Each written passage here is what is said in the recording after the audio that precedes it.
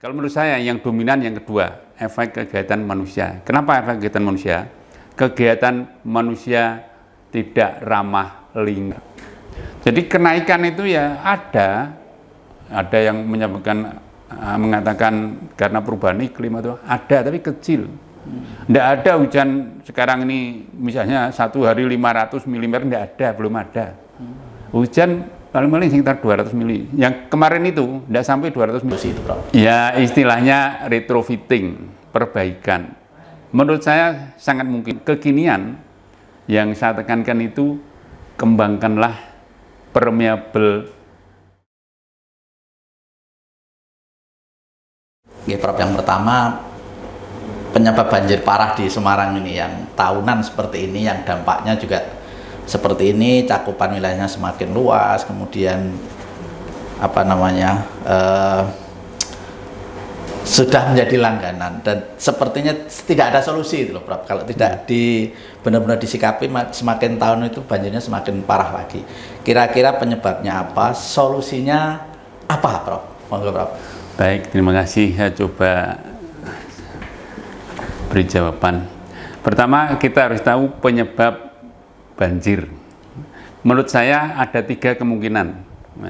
Pertama, alirannya besar, alirannya bukan airnya, bukan hujannya ya, alirannya besar.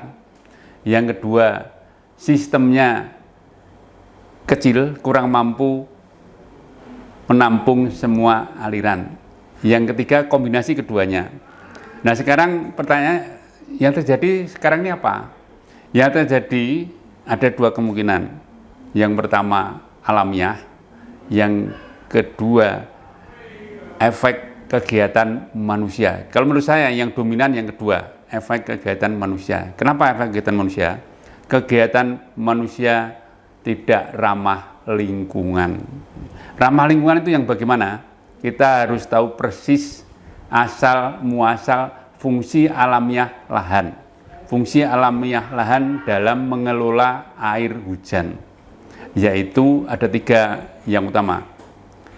Pertama, lahan harus mampu menguapkan air hujan ke udara. Yang kedua, air harus mampu diresapkan ke dalam tanah. Yang ketiga, baru mengalirkan di permukaan. Yang dominan adalah air harus meresap ke dalam tanah. Dominan, minimal 50%. Itu fungsi alamiah aslinya. Nah, karena perubahan lahan atas nama pembangunan, itu berubah total. Yang dominan berubah menjadi yang limpasan permukaan. Limpasan permukaan jadi tinggi. Yang meresap kecil, yang menguap juga kecil. Bukan berarti kita tidak boleh membangun, tidak boleh melakukan perubahan, tapi fungsinya itu loh, tidak boleh dinetralkan, tidak boleh dihilangkan. Yang alamiah, kalau itu berubah harus diganti yang buatan manusia.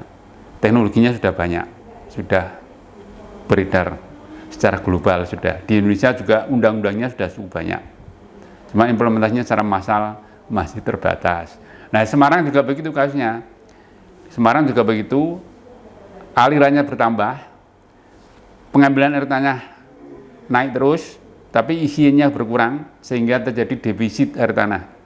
Land subsidence yang terjadi di tempat-tempat tertentu. Dan land subsidence ini masih berjalan terus. Karena tanahnya makin berkurang yang diisi, yang diambil makin banyak, karena yang butuh makin banyak.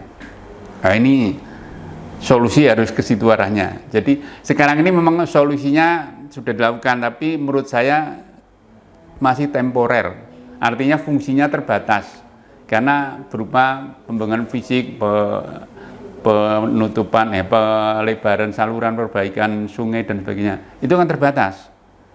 Waktunya terbatas, artinya fungsinya ada batasnya. Selagi alirannya tadi tidak dikontrol, tidak dikendalikan, naik terus, mungkin sekarang bisa menampung, tapi tahun depannya lagi bagaimana? Tidak mungkin akan terus bisa bertahan menampung kalau alirannya tidak dikontrol, tidak dikendalikan.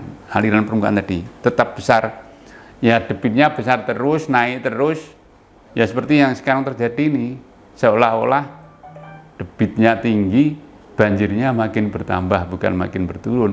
Sekalipun pembangunan sudah tiap periode dilakukan. Nah, itu yang terjadi. Oleh karena itu, menurut saya yang paling sempurna di samping temporer yang saat itu harus diikuti dengan yang jangka panjang, yaitu dengan mengelola air hujan, memperbaiki sistem pembangunan yang ramah lingkungan, yaitu menurunkan limpasan yang mengalir di permukaan tanah, meningkatkan resapan. Itu yang mendasar saya kira dalam jangka panjang. Kalau saat ini kan sepertinya menuding curah hujan yang tinggi, Prof. Gimana Ya, curah hujan itu? Ya itu, makanya saya tidak percaya itu. Saya tidak percaya. Saya pernah mempolakan atau mendeteksi, mengumpulkan hujan dari tahun 1980 sampai saat ini. Secara umum itu datar begini loh, datar. Curahnya? Hujan maksimumnya datar begini. Oh. Hujan maksimumnya datar. Jadi kenaikan itu ya ada yang mengatakan karena perubahan iklim atau ada, tapi kecil. Tidak ada hujan sekarang ini misalnya satu hari 500 mm, tidak ada, belum ada. Hujan paling-paling sekitar 200 mili. Yang kemarin itu tidak sampai 200 mili, tidak sampai. Tapi banjirnya tinggi. Nah itu ya karena yang melimpah itu makin naik. Yang melimpah makin naik, bukan hujannya yang naik berlipat-lipat, bukan. Yang melimpah makin naik. Sehingga kapasitasnya terlampaui, kapasitasnya sungai-sungai dangkal ya. Iya. Nah ya, karena limpasannya tinggi itu kan juga erosinya tinggi. Erosi larinya ke salurannya terlumpur, kapasitasnya tinggi. Oke. Ya, Kalau pendangkalan sungai-sungai di kota itu, Prof, itu akibat apa itu pendangkalan itu? Utamanya erosi. Yang terbesar adalah erosi lahan. Erosi lahan di kawasan Semarang atas atau di mana? Iya, erosi itu kalau sungai-sungai yang bertanggul itu mesti dari atas erosinya.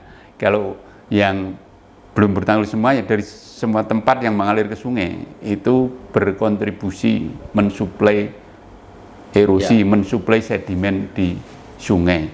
Ya, selama ini memang Kota Semarang juga sempat juga menyalahkan kawasan Semarang atas, misalnya kayak Gunung Pati, kemudian Mijen, kemudian Kabupaten Semarang itu banyak penggundulan, banyak lahan-lahan yang digundul dijadikan pemukiman sehingga juga erosi dan airnya terbawa ke bawah.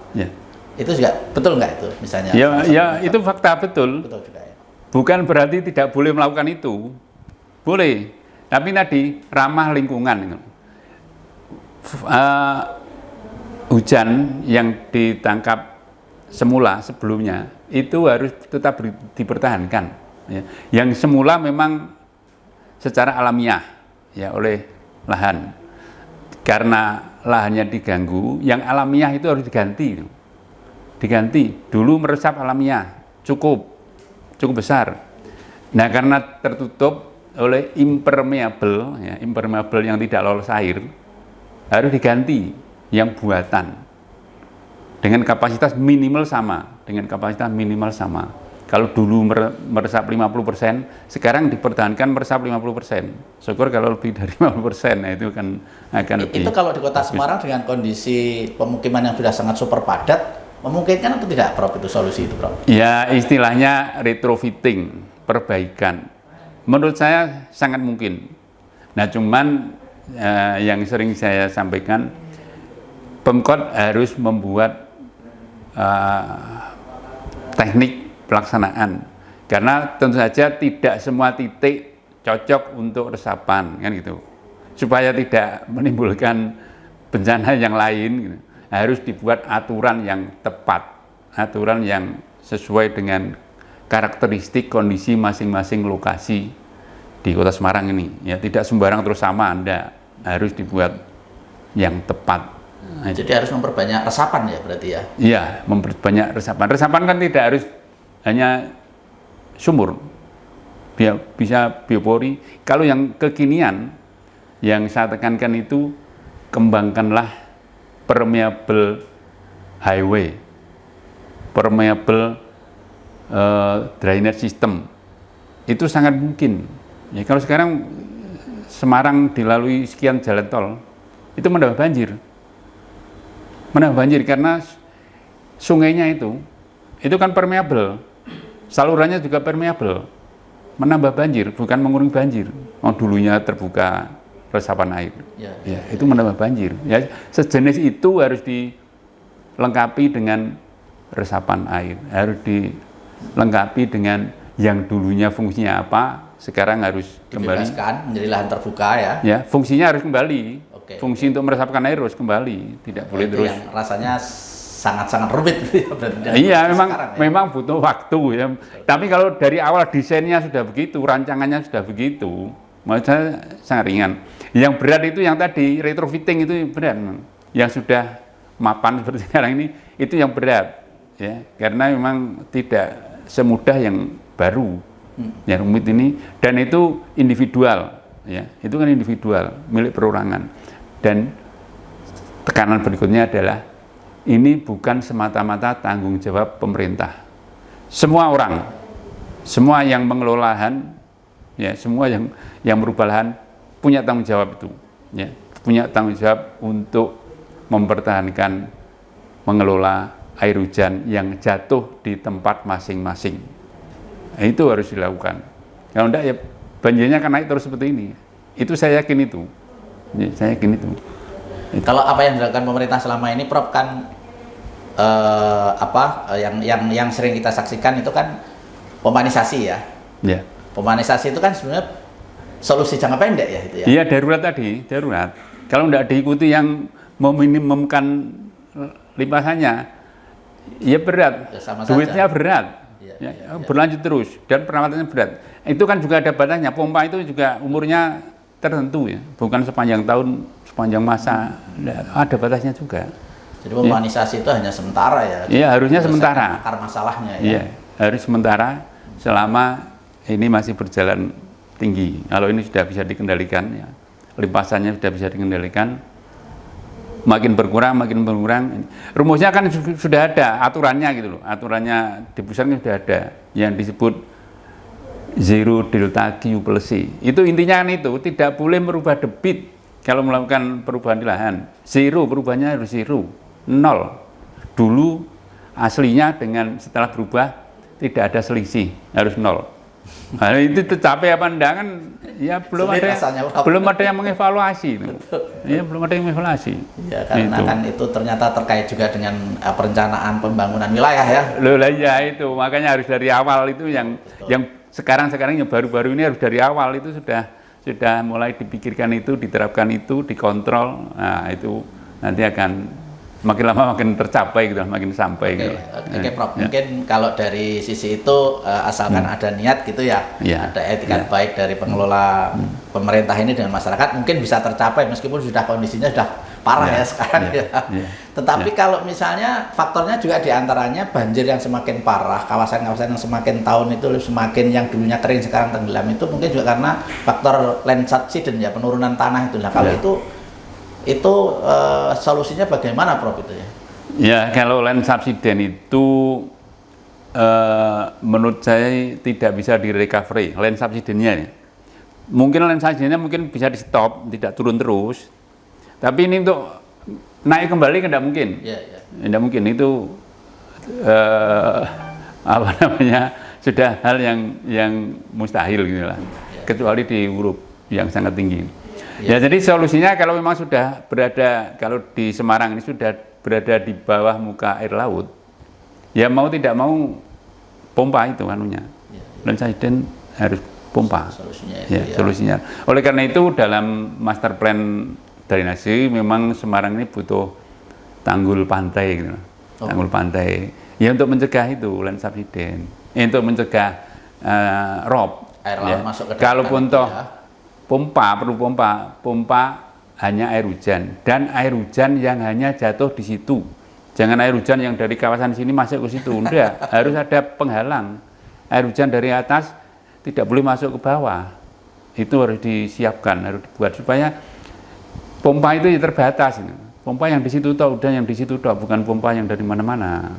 Itu yang yang sangat memungkinkan itu. Ya. Jadi memang sebetulnya akar masalahnya itu sudah berlangsung lama, yang tidak berlangsung dengan benar, sehingga makin lama juga semakin parah ya Prof, lingkungannya, kondisi tanahnya semakin turun. Kalau curah hujan itu ternyata relatif tetap ya sebetulnya ya. Kalau naik itu kecil, seperti hanya air laut naik itu kan sudah dibicarakan lama lah. Itu kan ya kecil naiknya. Dalam satuan 1-2 mili per tahun. Nah, itu kan jangka panjang sih mungkin ya bisa tinggi tapi kecil. Hujan karena climate change, perubahan iklim kan ya kecil itu. Dan climate change itu kan ya manusia yang menyebabkan. Bukan alam jadi sendiri atau protes sendiri kan enggak. Ya kita yang menyebabkan kenapa terjadi climate change. Ya. Dan kita yang harus menghentikannya mestinya ya. Kita yang harus mengurangi terjadinya climate change sehingga hujan itu. Kenapa hujan kok udah naik? Lu mau naik dari mana? Airnya yaitu lautnya yaitu saja kok. Naik itu pun ya kecil, ya naiknya kecil. Perubahan kenaikan suhu udara kan kecil. Ya, naiknya kecil. Itu hujan badai, kemudian banjir itu dari dulu sebetulnya ya. Dari dulu, tapi ketika dulu itu lingkungan masih ramah, meskipun hujan debitnya tinggi tidak ada masalah itu. Yang meresap masih banyak. Yang dominan mengalir ini masih terbatas. Antara yang turun dengan yang meresap itu masih seimbang. Masih seimbang. Nah, makanya sekarang ini harus kembali perbanyak yang turun, terbanyak yang masuk ke dalam tanah. Dan itu kan sebenarnya kan ya keuntungan manusia sendiri. Artinya ketersediaan air menjadi makin banyak, makin tersedia. Dan air hujan itu adalah air paling baik, air bersih, mesti air bersih, cenderung lebih bersih. Cenderung air bersih. Turun dari langit itu istilahnya diminum aja sudah bisa ya, air laut ya. Air laut, atau air yang sudah kena comberan. Oke Prof, kalau termasuk Semarang, ini lagi-lagi Semarang ya, kita membahas Semarang itu di pesisir pantai utara Semarang itu kan sebetulnya di pinggir pantainya dulu mungkin juga banyak banyak yang namanya tempat-tempat untuk penampungan air laut kalau naik misalnya ya. Ada Prof?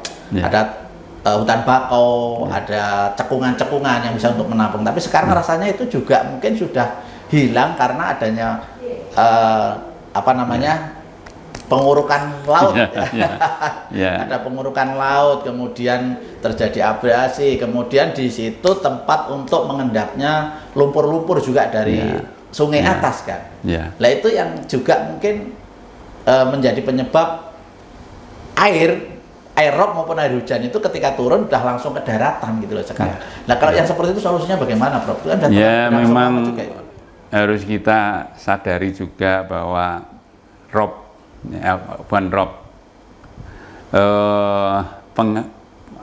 istilahnya tadi tumbuhan di pantai, bukan bakau di Semarang ini banyak yang berkurang, banyak yang mengalami kerusakan akibat polusi maupun kerusakan manusiawi, maupun pantainya yang curug, Prof. Itu manusiawi itu banyak memang gangguannya menjadi banyak gangguan negatifnya gitu ya. Karena menurut para ahlinya itu kalau bebas dari itu air laut makin lancar masuk ke darat gitu ya, makin lancar masuk ke darat.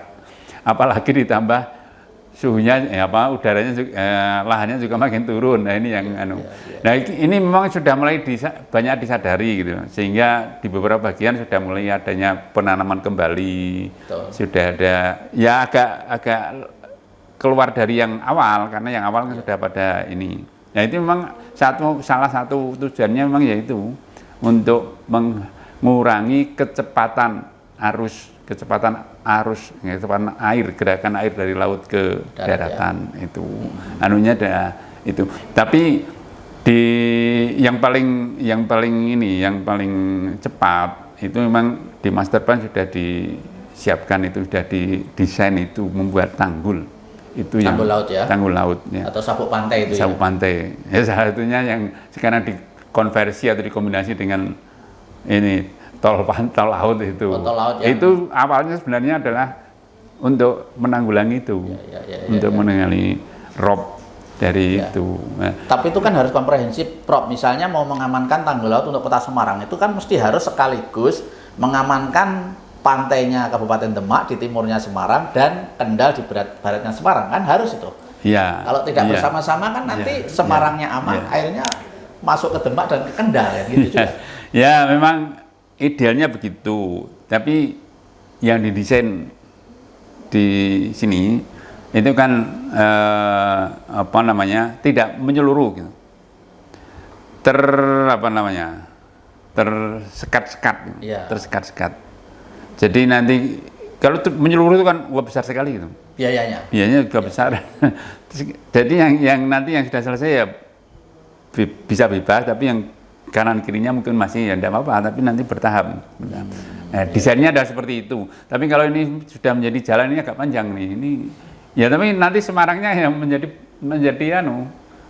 makin berat barangkali ke Semarangnya, Demaknya itu masalahnya ini menjadi ini makin berat lah. Itu yang itu kan ya harus itu juga bersama-sama itu. Iya, harusnya bersama-sama anunya. Harus menanggul semuanya. Iya, ini pun kalau berhenti di situ yang Semarang Tengah ini juga Ya. masalah gitu. Karena Semarang Tengah juga belum. Jadi Itu sabuk pantai itu sebetulnya sudah bergulir lama, itu yang kita dengar ya. Iya. Tetapi sudah lama emang. iya, tetapi Master itu plan kan, itu 2007 bikinnya kok. 27. itu kan problem pendanaan, Prof. Iya, makanya itu. Itu kan harus dana besar sekali. Iya. Apalagi Giant Seawall yang pernah juga muncul dulu itu, misalnya, wah itu sangat tidak masuk akal juga kalau Iya, kalau itu terlalu dananya yang tidak cukup. Misalnya kalau Giant Seawall itu kan harus nguruk pantai, urukannya dari mana? Nah, itu ya. Sementara di kita itu sebenarnya galian C itu kan juga sudah dilarang ya. Iya. Itu problem juga itu sebetulnya. Nah, sabuk pantai yang kita harapkan mungkin agak lebih masuk akal. Dulu itu pernah kita mendengar rencana membuat sabuk pantai itu konsepnya adalah dibuat tol itu tadi. Nah, jadi yang bekerja itu nanti misalnya Bina Marga itu ya, menguruk sabuk pantai, membuat sabuk pantai kan dengan tanah itu. Nah, itu diuruk, kemudian atasnya bisa untuk tol. Nah, pendapatan tolnya itu bisa untuk mengkonversi urukannya gitu loh.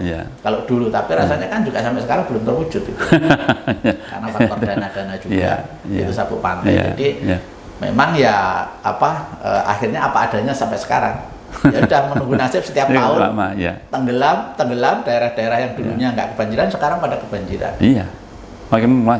Karena yang land subsidence ini masih berjalan. Iya, land subsidence masih berjalan. Itu kami pernah cek betul, ada alat ukur penurunan tanah di Semarang Utara di pinggir pantai itu setahun itu 1 cm lebih, Bro.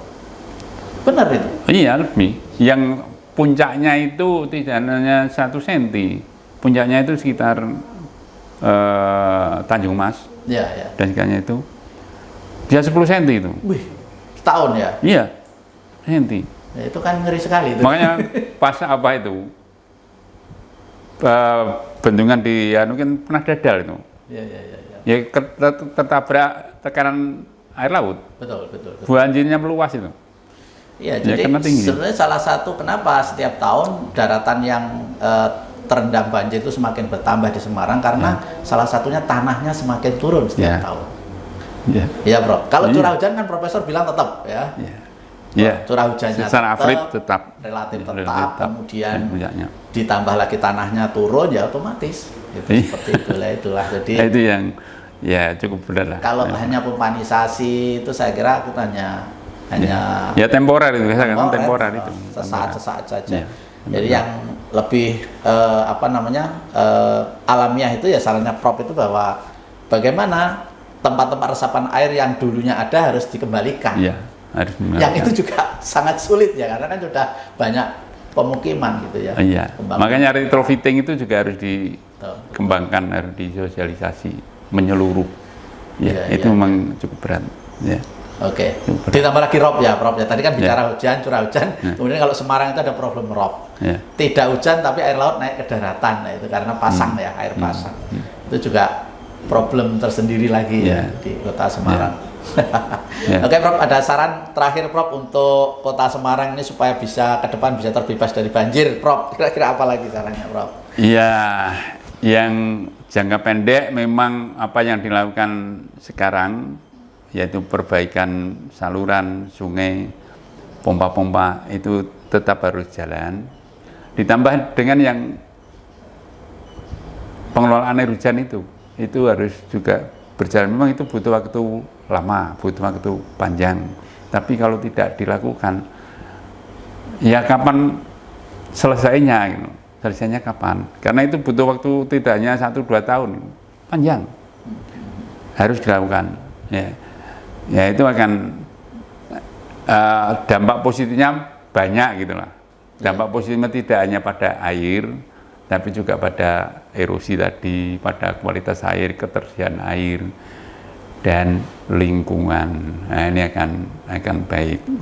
Dan lebih aktif lagi kalau pemerintah betul-betul mensosialisasi ini kepada publik, kepada umum, sehingga masyarakat itu betul-betul ikut berperan aktif untuk mewujudkan pengelolaan air hujan dengan baik dan benar.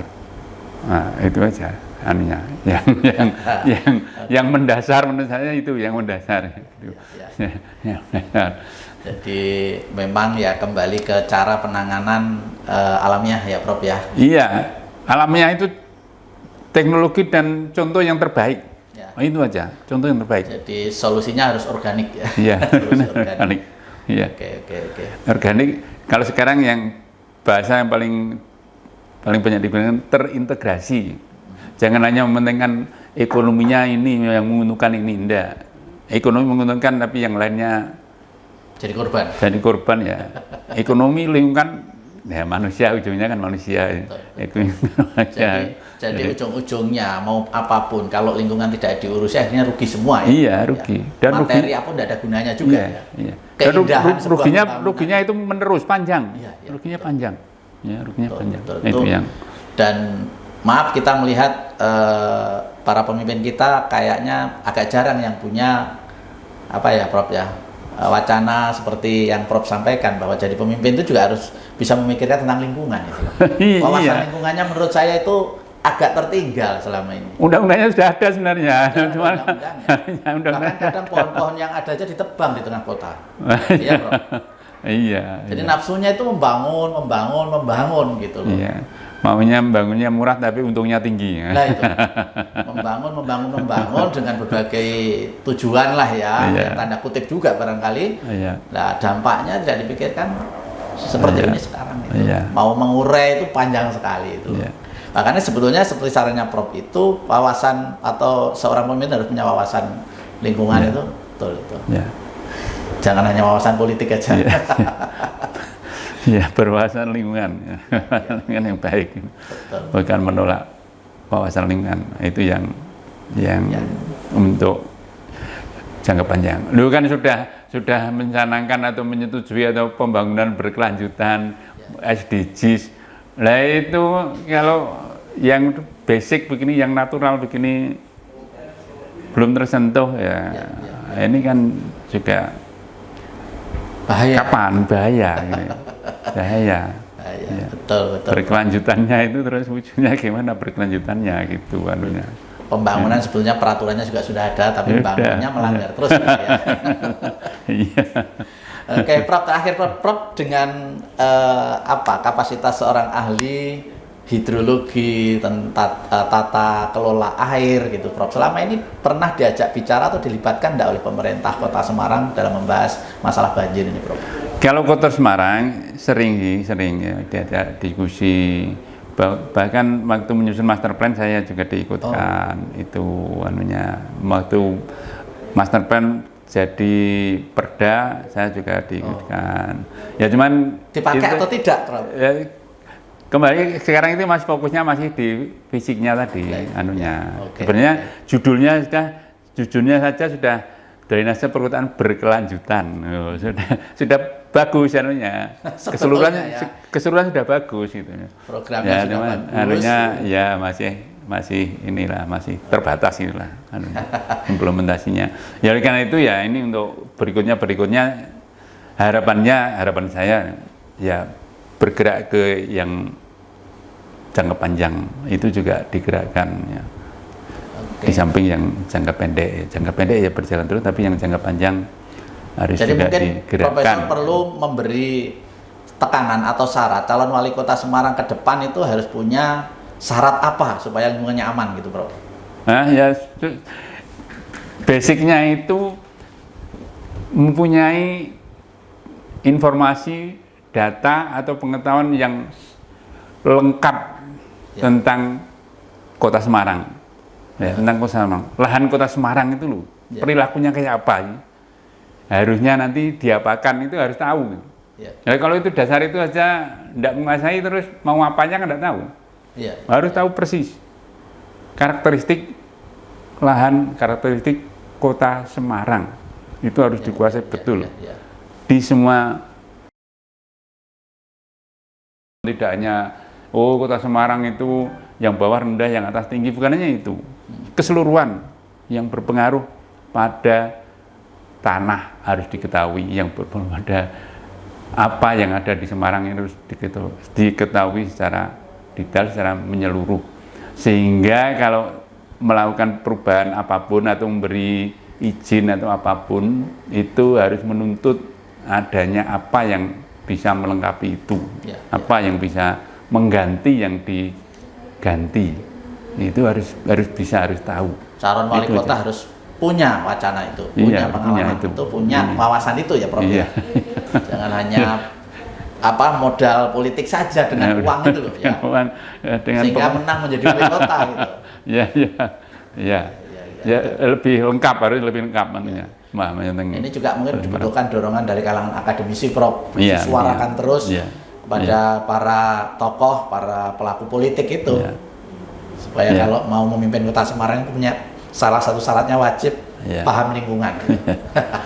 Kalau secara lab gitu, tentang tadi permeable pavement, tentang sumur resapan, tentang apa, sudah dicoba nih, saya sudah mencoba semua.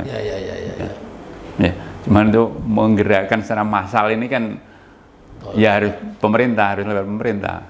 Betul. Tidak bisa. Jadi Prof sebagai pakar juga sudah melakukan uji coba sendiri. Sudah secara lab sudah.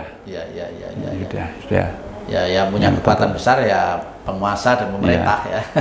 Kalau penguasa punya power bisa membuat kebijakan ya. Oke Prof, terima kasih sekali atas bincang-bincangnya, atas penjelasannya yang luar biasa tentang bagaimana kita mencoba untuk mencari solusi penyebab banjir di Kota Semarang yang setiap tahun menjadi langganan dan semakin tahun semakin parah banjirnya, dan apa solusinya. Mudah-mudahan obrolan ini bermanfaat terutama untuk para pemangku kepentingan di Kota Semarang, dan sehingga dicoba untuk dijalankan Prof. Ya, mudah-mudahan bisa tersosialisasi lebih luas. Tidak hanya pemerintah tapi juga masyarakat. Iya, masyarakat juga ikut mendengarkan, itu mengetahui ini supaya bisa begitu toh. Supaya tidak bareng-bareng menjadi korban. Iya, supaya tidak hanya menuding gitu ya. Tapi juga ikut berperan gitu. Masyarakat juga. Iya, ikut berperan. Ya Prof, terima kasih. Matur nuwun Prof. Assalamualaikum warahmatullahi wabarakatuh. Waalaikumsalam warahmatullahi wabarakatuh.